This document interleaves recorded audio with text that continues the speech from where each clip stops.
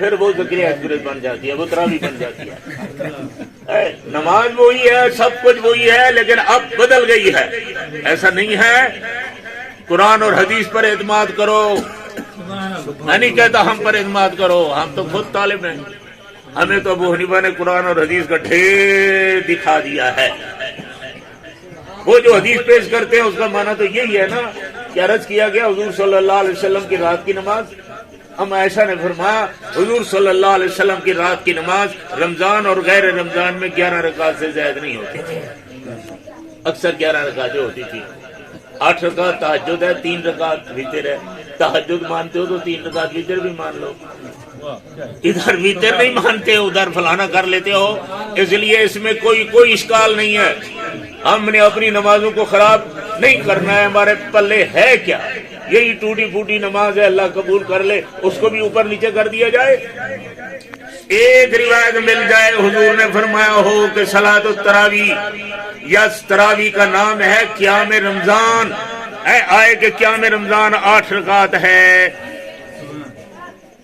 اتنا بڑا جمع غفیر اہل السنہ والجماعت کا، پوری دنیا کے علماء اہل السنہ والجماعت میں ہیں، اور پھر کہتے ہیں دلیل، میں کہا دلیل انہیں پیو کو پوچھو اے نا بات سمجھ، جو تقریباً 13.5 صدیاں حرمین شریفین میں 20 رکعت ہوتی رہی، اور مبارک دے رہا ہوں یہ کرونا کے کھاتے انہوں نے اوپر نیچے کیا تھا، 10 رکعتیں کی تھی، اس سال انشاءاللہ وہ بھی 20 رکعت پھر ہو۔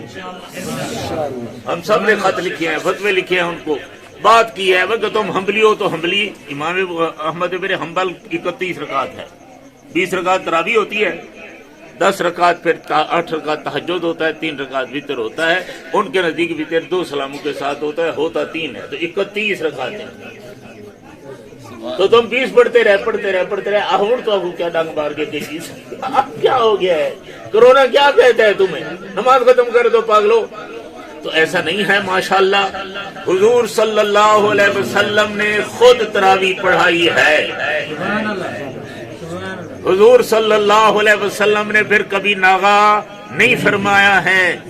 اگر ناغا فرما لیتے حکمت کے پیش نظر تو پھر صحابہ یہ فیصلہ کرتے کہ تراویح سنت غیر مؤکدہ ہے، تراویح سنت جب حضور نے کبھی ناغا نہیں فرمایا، اس لیے صحابہ نے ہمیں کہا کہ تراویح سنت مؤکدہ ہے، سنت۔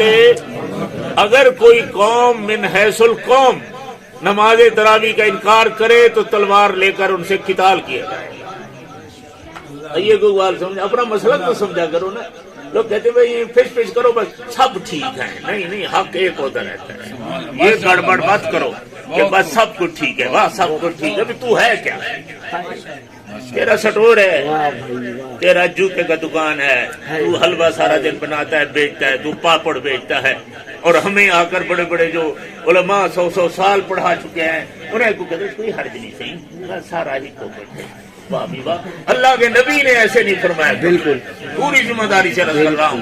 اس لیے اپنی طرف سے کسی اپنے تاجر ساتھی کسی کی زبان سے ایسا سن کر ساتھ نہ مل جایا کرو، ہاسی کوئی حرج کہہ نہیں، کوئی 8 چپڑے کوئی 20 چپڑے، 20 تے 8 کوئی فرق نہیں ہوتا۔ بولو میں تو اگنو 20 روپے 20,000 روپے قرضہ گھن بنا دے والا جب 8 واپس کرا، کیا خیال ہے جناب؟ فرق معلوم تھی تھا 8 تے 20 دا، کام چور نہیں ہونا چاہیے۔ اللہ کرے 20 کی ہم 30 پڑھ لیں، ہم 8 تہجد بھی ساتھ پڑھیں، اور پھر میرے اسلاف جن کا ہم نام لیتے ہیں، جس کے آپ مقلد ہیں، جس کی تحقیق پر اعتماد کرتے ہیں، امام اعظم ابو حنیفہ رحمت اللہ علیہ رمضان میں 60 ختم فرمایا کرتے تھے۔ یار تم بات کرتے ہو اپنی، میں تو ایک سپارہ نہیں پڑھ سکتا، کہتے کیسے پڑھتے ہوں گے؟ بیوان پوچھا وہ نہیں فکروں کی میں پڑھتا ہے نا، سمجھ کو میں تو نہیں پڑھا کہ مجھ سے پوچھ رہے ہو۔ اور یہ بھی میرا وجدان کہتا ہے نفلوں میں پڑھتے تھے، سبحان اللہ، نفل میں پڑھا کرتے تھے۔ 60 ختم کریں گے ہم، لوگ کہیں گے کیسے؟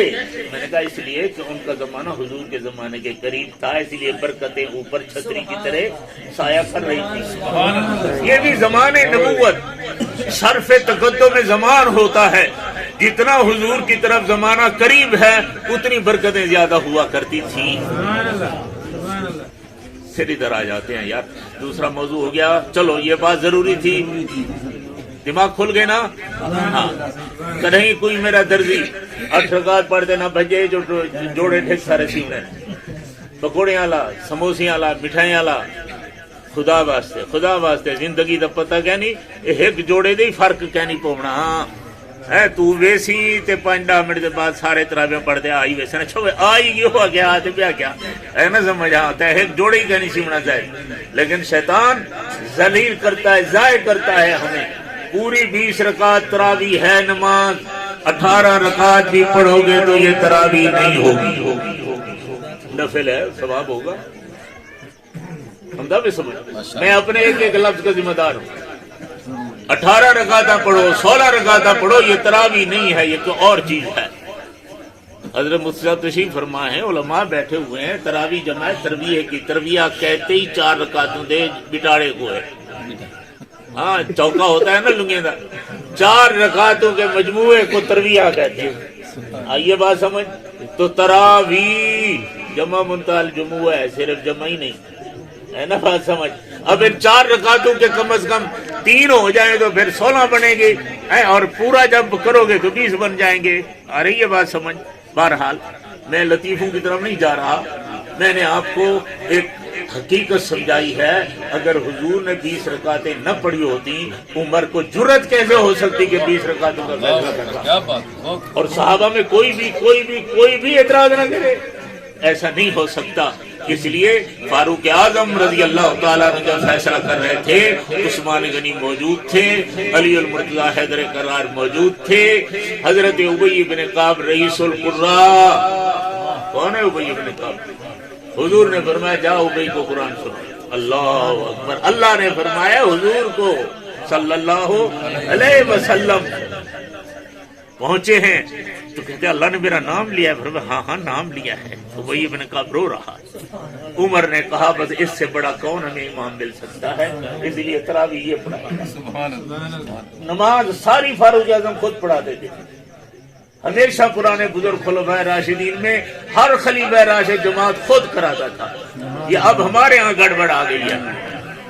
ہمارے ہاں رخ بدل گیا ہے. جو بڑا پیر بن وجے یا بڑا مولوی بن وجے، اے بلا پیچھے دے طالب کو بھائی تو پڑھائے کر بلا شدہ تکبیر رکھے سے مسلے تے کھڑا ہوں استاد آوے تا پڑھاوے.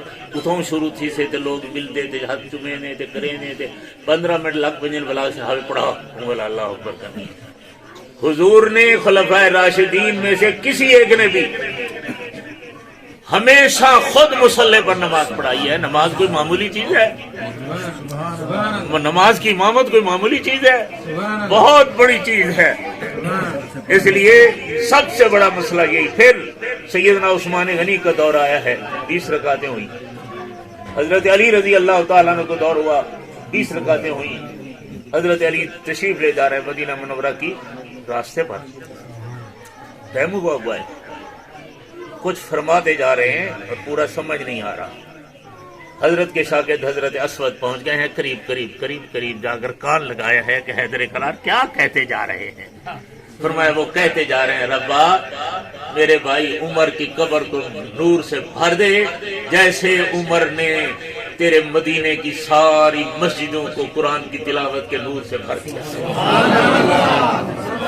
نہ ہوئے ہماری حکومتوں نے لاؤڈ اسپیکر نہ چلاؤ، قرآن کی آواز ویسے بیمار تکلیف تھی ویسے بیماری کو تکلیف تھی. میں کوئی چندرا بیماری کا نہیں، میرے کو قرآن نال تکلیف تھی.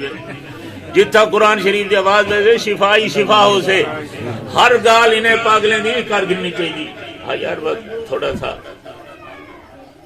ہاں جی کچھ سمجھمدا بھائی. بہرحال یہ مسئلہ وہ نہیں کہ کسی پر تنقید ہوتی رہتی ہے. یہ نا ایک انداز ہوندے کہ چلو بھی والا مسئلہ شروع کیجیے تو کوئی بیائی ٹھوک دوں مسئلہ پھر مسئلے میں آ جائے گا. میں یہ سمجھا رہا تھا کہ جس کو اللہ نے قرآن دیا ہے رمضان، جس کو رمضان دیا اس کو قرآن. تم سب کو مبارک اہل سنہ والجماعت. اللہ نے قرآن بھی تمہیں دیا ہے تو رمضان بھی تمہیں دیا ہے. سبحان اللہ. اب ذرا ایک اور طرف آ جاؤ. اس میں بھی گفتگو ہوئی ہے جنگلے تھک کو یا وقت مکینا والا میں کوئی چپ نہیں ہے نا سمجھا یار پہلی جب آؤں نا مولوی ٹھیک نہیں ٹھیک ہے سنے نہیں پہ ایسا بھی ہوتا ہے. قرآن مجید کی شان زیادہ ہے یا رمضان مبارک کی شان زیادہ ہے؟ اس میں گفتگو ہوئی ہے. کچھ حضرات نے یہ فرمایا کہ رمضان المبارک کی شان زیادہ ہے اس لیے کہ رمضان المبارک شان والا مہینہ تھا.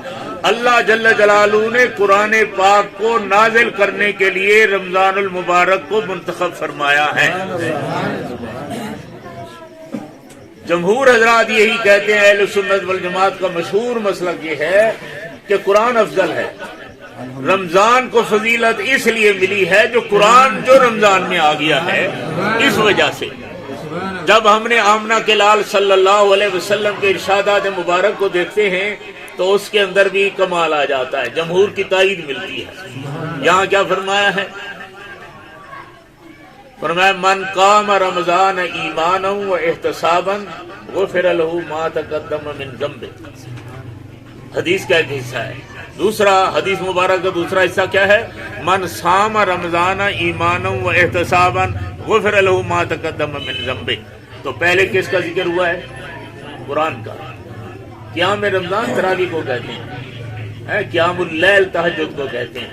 بس یہ دو لفظ پڑھ لو گے، کبھی انشاءاللہ آپ حضرات کو بھی کبھی پریشانی نہیں ہوگی جب بھی آپ حدیث کا مطالعہ کریں گے. قیام رمضان ہے تو فرماتے ہیں قیام رمضان قرآن مجید کا نفلوں میں پڑھنے کا نام ہے، اس کو قیام رمضان کہا جاتا ہے. اس کو قیام تو پہلے فرمایا ہے من قام رمضان، پھر فرمایا ہے من صام رمضان. کچھ حضرات تو کہتے ہیں یہ ترتیب کا اعتبار کیا گیا ہے. کچھ حضرات فرماتے ہیں اس میں قرآن کی شان ملتی ہے. کچھ حضرات نے یہ نکات لکھے ہیں، بہرو پتر بہرو بھائی کچھ نہ لے کرو، کیا بلا ہو ہے تھوڑی دیر ہے بس باخر دعوانا چکرے. میں عرض کر رہا تھا، فرمایا من قام رمضان ایمانا و احتسابا. کچھ حضرات کہتے ہیں رمضان کی فضیلت کو قیام رمضان یعنی قرآن کی فضیلت کو بیان کیا گیا ہے. کچھ حضرات فرماتے ہیں ترتیب کو بیان کیا گیا ہے. ترتیب یہی ہے کہ جب رمضان کا چاند نظر آئے گا تو تم سب لوگوں کو حکم یہ ہے کہ قرآن کے گرد جمع ہو جاؤ. سبحان اللہ. اور پھر یہ بیان صبح کے روزے کی توفیق، صبح کے روزے کی قبولیت کی شرط اور راستہ بتا دیا گیا ہے من قام رمضان میں. رات کا تم نفل میں قرآن سنو، اللہ اکبر، تمہارے دل دماغ روشن ہو جائیں گے، منور ہو جائیں گے، تقوی کی قندیلیں آنے لگیں گی، صبح کو روزہ قبول ہو جائے گا، روزہ رکھنے کی بھی توفیق ہو جائے گی اور روزہ قبول بھی ہو جائے گا. جو رات کا تراویح نہیں پڑھتا، اکا تکا کوئی ہو تو ہو ورنہ اس کو روزہ نصیب نہیں ہوتا. جو صرف کھڑ کے پونا گھنٹہ صرف نماز نہیں پڑھ سکتا تو وہ کل کے روزے کی اتنی بڑا مجاہدہ کیسے کر سکتا ہے؟ اس لیے پہلے تراویح دے دی گئی ہے کہ آپ قرآن پڑھو کیونکہ قرآن افضل ہے. قرآن پڑھو یہ نور ہے، قرآن پڑھو اس سے تقویٰ ہے. قرآن سنو، پڑھنے والے کو برابر ثواب، تمہیں بھی برابر ثواب ہو جائے گا اور گناہ سارے معاف ہو گئے نا. من قام رمضان ایمانا و احتسابا غفر له ما تقدم من ذنبه. جب گناہ سارے معاف ہو گئے اب صبح روزہ رکھ، پھر دیکھو کہ روزے کا پتہ ہی نہیں چلے گا. اللہ اکبر. قرآن پڑھتے پڑھتے روزہ سارا مکمل ہو جائے گا جناب. تو پہلے فرمائے من قام رمضان ایمانا و احتسابا، من قام رمضان، من قام رمضان. یہ تراویح ہے جو صرف رمضان میں ہوا کرتی ہے. سارا سال رمضان میں بھی تہجد پڑھو، آگے پیچھے بھی پڑھو. سیدنا حسین رضی اللہ تعالیٰ عنہ سارے صحابہ پڑھتے آئے، لیکن چونکہ پھر حیدر کرار کے دور رضی اللہ تعالیٰ عنہ کے دور میں ہمارا دار الخلافہ مدینہ منورہ سے کوفے میں منتقل ہو چکا تھا. اسد مدینے کھڑو، ہم مدینے میں کھڑے رہیں گے. سبحان اللہ. وہ ان کی اپنی شان ہے. ہم یہ دیکھنا ہے کہ مدینہ منورہ میں کتنی نمازیں پڑھی گئی ہیں، کون پڑھا رہا ہے. آل نبوت حضرت حسین رضی اللہ تعالیٰ عنہ نے 31 سال 31 رکعتیں نماز تراویح اور تہجد پڑھاتے رہے ہیں. اب سمجھ آ رہا ہے؟ سارا ہوندے ترائے دفعہ جو کوئی پڑھا گی نا آج کل ہوندے مستری لوگ جب کاریگر بن ونجن تھوڑے جے بلو ٹھیکیدار بن چھوٹے چھوٹے بھی مستری کٹھے تھا کتے تھے آپ ہی میں ٹوری پھیری تھے سارے کہنے یہ جو مسئلہ بنتا پہ ہوں ہے نا بات سمجھ کہ جب ویلے حافظ ماشاءاللہ 2-4 دفعہ پڑھ گی نے تو ان کی شگرد تھی ونجن بلو ٹھیکیدار بن ونجن سارے شہر دے مسجد بھیجے سے خود شدہ کہنا پڑھ سکتے. یہ بہت بڑا المیہ ہوتا ہے. اللہ اس سے ہمیں بچائے. ہر حافظ پڑھے. ہم نے حضرت درخواست رحمہ اللہ کو دیکھا جب حضرت خود پڑھاتے تھے اس وقت بھی ہمیں پتا تھا. پھر جب حضرت بہت کمزور ہو گئے تھے پھر حضرت طلباء سے یا اپنے بچوں سے پڑھوا لیا کرتے تھے ورنہ حضرت خود پڑھا کرتے تھے. میرے والد صاحب رحمہ اللہ بالکل آخری سال وفات والے آخری سال بھی انہوں نے پورا مسئلہ سنایا. چلتے تھے. یہ نہیں ہے کہ جب بھی ہم بڑے ہو گئے تو چھوڑ دو. آج بھی حضرت خاکوانی صاحب کود پشت ہو گیا ہے کمزور ہو گئے ہیں لیکن اس وقت بھی وہ 2 ختم کرتے ہیں تراویح میں. ایک ختم ادھر کرتے ہیں خانقاہ میں 12 دن میں پتہ نہیں کتنے دن میں آئے اور پھر ماشاءاللہ اس کے بعد پھر وہ شیخ پورا میں دارالسلام میں وہاں بھی جا کر پورا ختم کرتے ہیں. خود پڑھاتے ہیں. اللہ اکبر. یوں بالکل ٹیڑھے ہو کر کھڑے ہوئے ہیں لیکن ماشاءاللہ ان کی آواز قرآن کی بہت اچھی ہوتی رہتی ہے. یہ قاری ارشد صاحب بیٹھا ہے. ہمارے ایک مرشد ہوتے تھے حضرت نفیس شاہ صاحب رحمہ اللہ. ہم رمضان میں جاتے تھے تعلق ہوتا تھا. اللہ اکبر. خود تراویح پڑھاتے تھے. یاد ہے 10 تراویح کے بعد پھر وقفہ فرماتے پھر خود جاتے اور چائے بناتے. چائے بنا کر لے آتے سب کو پلاتے اور پھر اس کے بعد ذکر بھی ہوتا مراقبہ بھی ہوتا. پھر بقیہ 10 رکعتیں پڑھتے. میں نے اس کو کہا تھا میں نے کہا بھائی جو سرخ رنگ بڑا عجیب بناتے تھے وہ چائے کا. میں نے کہا سیکھ گن حضرت کروں. حضرت فرمایا ہاں بھیجو قاری ارشد کو میں اس کو سکھاتا ہوں. اگلے دن میں کو آگے مگر بھول سارا. حضرت سید نفیس شاہ صاحب بڑھاپے کے باوجود اے اللہ اکبر ہم نے دیکھا ان کو. ہم ایسے بہانہ شوگر ہے فلانا ہے کچھ بھی ہے کوئی چیز نہیں صرف بہانہ ہے. وہ جی ڈاکٹروں نے کہا ہے کہ روزہ نہیں رکھنا ورنہ مر جاؤ گے. تو میں نے کہا مرو کیا فرق پڑتے میں نہیں مرنا. قاری حنیف کہتا پر روزے جو مر گئے اسے پھر کیا چاہیے بیا. آ رہی ہے بات سمجھ. تو یہ قرآن ہے. قرآن یہ میں کچھ اور نہیں بیان کر رہا تھا یہ قرآن بیان کر رہا ہوں. یہ قرآن ہے. اللہ اکبر. یہ قرآن مجید اتنی بڑی نعمت اللہ نے دی ہے. شکر ادا کرنا چاہیے نہیں کرنا چاہیے. کتنا شکر کرنا چاہیے. سبحان اللہ. پر میں دیکھو نا کوئی 10 روپے دے شکریہ کوئی صرف تو بس سے چڑھتے ہو نا اسے مل سے بھی تھا شکریہ کوئی تھینکو مہنگو کر دیتا ہے. چلتی ہے نا گات. جس رب ذوالجلال نے حضور کے صدقے 30 پاروں پر قرآن دیا ہے مومن کو چاہیے کہ ہر سال 40 سجدے اضافی کرتا رہے شکرانے کے. یہی تراویح ہے یہی قرآن ہے. اس کو رمضان ملے گا. ہاں جناب. اب یہ جو اضافی 40 سجدے ہیں نا یہ 40 سجدے رمضان کے شکرانے کے لیے ہم ادا کر رہے ہیں. باقی تو ماشاءاللہ رمضان ہے اس میں تو گنتی نہیں ہے. ہر ایک کو اللہ جتنی توفیق دیتا ہے. یہ تو ہم جیسے بیکار لوگ ایسے ہوتے ہیں. قرآن ہے رمضان ہے رمضان آ رہا ہے اس لیے قرآن مجید کو سمجھنے کے لیے رمضان میں مستغرق ہو جاؤ. قرآن کی عظمت سمجھ آئے گی. بہت شعر ہے جی. اسی سارے تو ایم پی ایم این پہ ہمارا نمبردار صاحب آ رہا ہے. اگر کوئی بلائے کو آگو پیچھے سے کاٹ وہ اگو آگے کمار کا بودل پڑے سے حافظ ہوئے. ابھی بھی قرآن کی عظمت نہیں سمجھ آ رہی. کہا مولوی صاحب نے ایک عالم صاحب تھے کہتے یار پڑھا تو ہے لیکن یار حافظ نہیں بن سکے.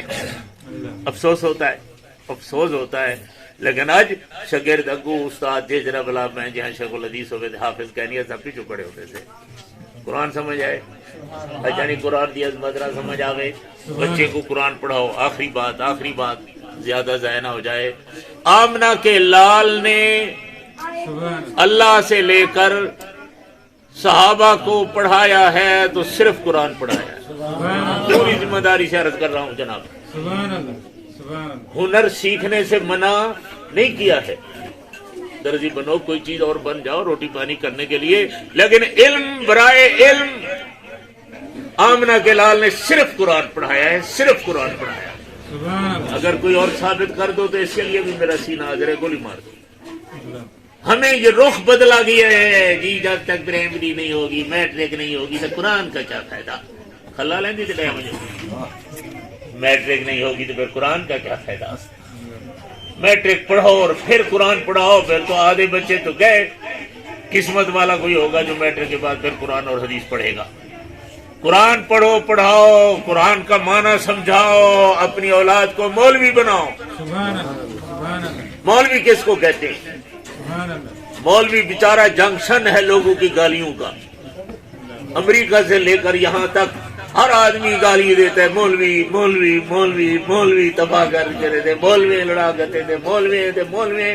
میں نے کہا اس سے بھی زیادہ چیخو. مولوی کے لیے شیطان چیختا ہے. ہاں جناب, حضور نے فرما دیا ہے, حضور نے فرمایا ہے صلی اللہ علیہ وسلم, فرمایا عالم واحد اشد علی الشیطان من الف عابد. 1000 صوفی کی نسلیں ایک طرف, ایک مولوی کھڑکتا ہوا آ جائے تو ایک طرف. سبحان اللہ.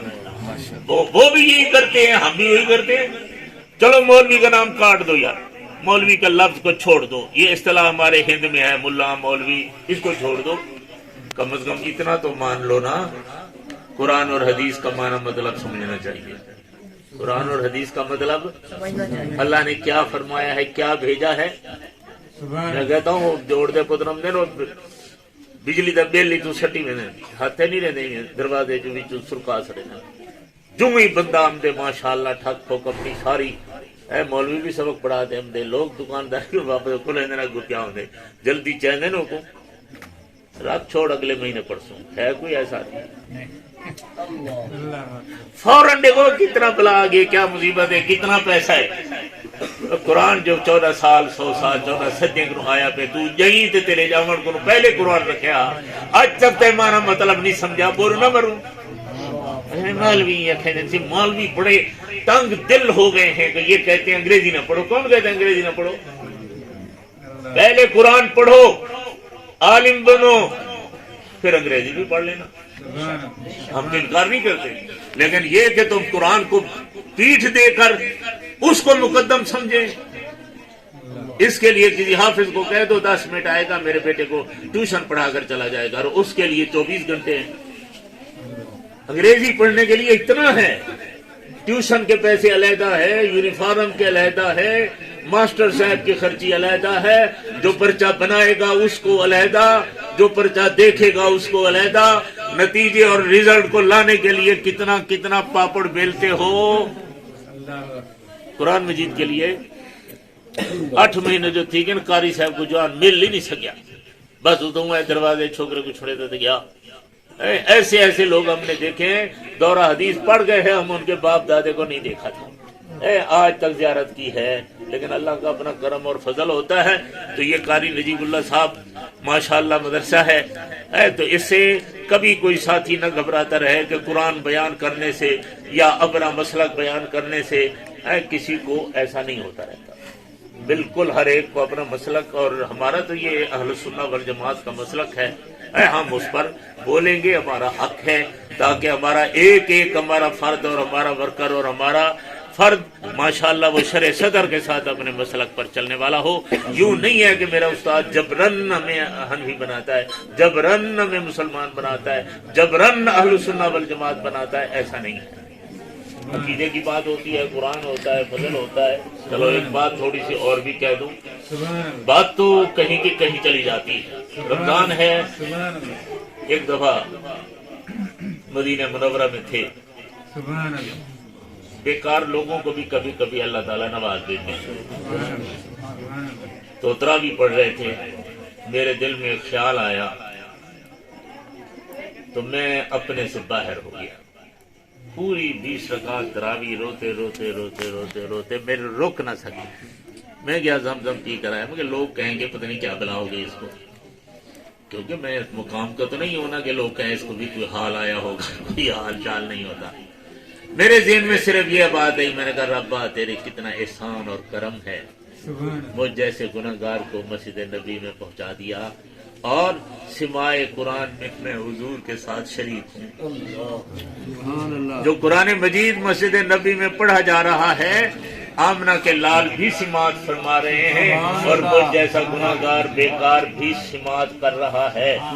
بس یہ کیفیت میرے دماغ میں اتنی چکر میں آئی کہ یقین سمجھو کہ میں پتہ نہیں کتنی دیر تراویح ختم ہو گئی، میں وہاں بیٹھا رہا. میں نے کہا کچھ حوصلہ آئے تو پھر جاتا ہوں ہوٹل پر، ورنہ میں تو گپی آدمی بھی ہوں، ہنس بھی کر لیتے ہیں، سارے میرے گلے پڑ جائیں گے تو کیا بلا ہو گئی. تو یہ چیزیں جی ہم اس سب کو مانتے ہیں، سب کو مانتے ہیں. دیکھو یہ آمنہ کے لال صلی اللہ علیہ وسلم کا روضہ ہے، آپ کے سر کی طرف سے جنت ہے. کیا بولتے اس کو؟ ریاض الجنہ. ماں بہن بیتی و منبری روضۃ من ریاض الجنہ. مدنی کریم کے پائے مبارک کی طرف سے بھی جنت ہے. کیا بولتے اس کو؟ جنت البقیع، جس میں حضرت عثمان غنی سمیت ازواج مطہرات سمیت 1000 صحابہ تشریف فرما ہیں. ادھر سے بھی جنت ہے، ادھر سے بھی جنت ہے. کیوں؟ حضور کے صدقے. یہ چونکہ حضور صلی اللہ علیہ وسلم کا سر مبارک کا احساس ہے، حضور کا منبر ہے، اس لیے یہ جنت ہے. اور یہ مدنی کریم کے پائے مبارک، قدم مبارک ہیں. تو جو حضور کے قدم پر چلے گا وہ بھی جنت میں جائے گا. تو یہ قدم مبارک ہے، وہ جنت ہے. تو اما عائشہ کا حجرہ یہ تو جنت کی جاگیر ہوگی. سبحان اللہ، سبحان اللہ. میرا اپنا وجدان، میں طالب العلم ہوں، میں ہمیشہ کہتا رہتا ہوں، علماء بیٹھے ہوتے ہیں، کبھی مجھ سے غلطی ہو جائے تو مجھے ضرور ٹیلی فون کر کے بتا دیا کرو تاکہ میں غلطی سے واپس ہو جاؤں. اس وقت میرا نظریہ یہی ہے کہ خدا کی ساری خدائی میں، کائنات میں، مخلوقات میں، پوری دھرتی میں، پورے آسمان پہ سب سے زیادہ افضل زمین کا وہ مبارک ٹکڑا ہے، وہ حصہ ہے جس کو آمنہ کے لال کا روضہ اطہر کہا.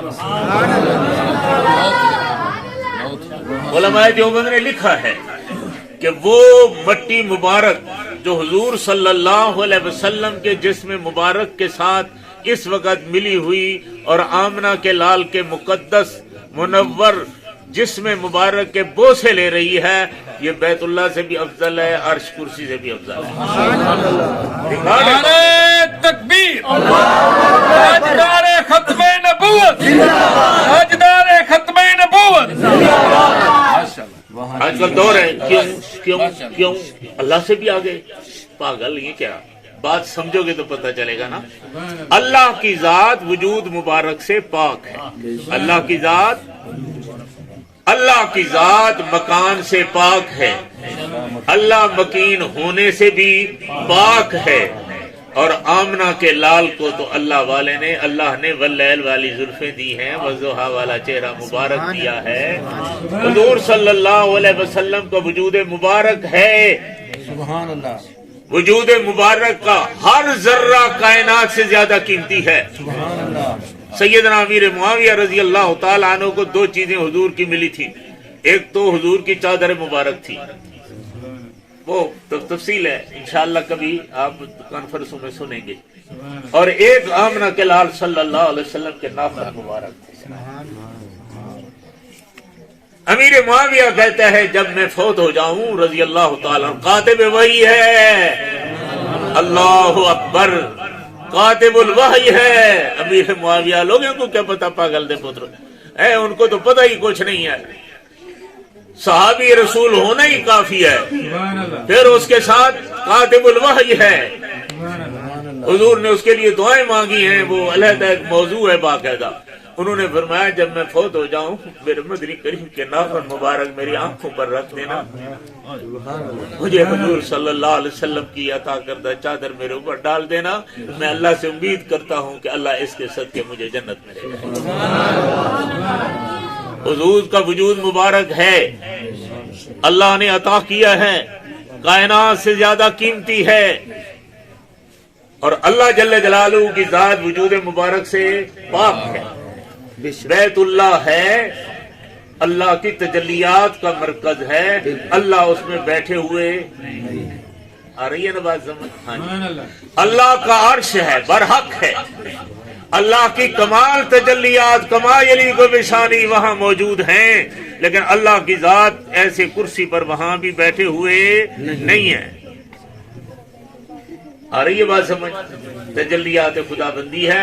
حکم جو ہوا کہ بیت اللہ کی طرف منہ کر کے نماز پڑھو، بس ٹھیک ہے، یہاں سے یوں، وہاں والے وہاں والے وہاں والے، ماشاءاللہ، کوئی مشرق کوئی مغرب کوئی جنوب کوئی شمال، میں پتہ نہیں کیا کہنا عرض کہاں، میں یہی عرض کر رہا تھا، اس پر ایک بات لاتا ہوں۔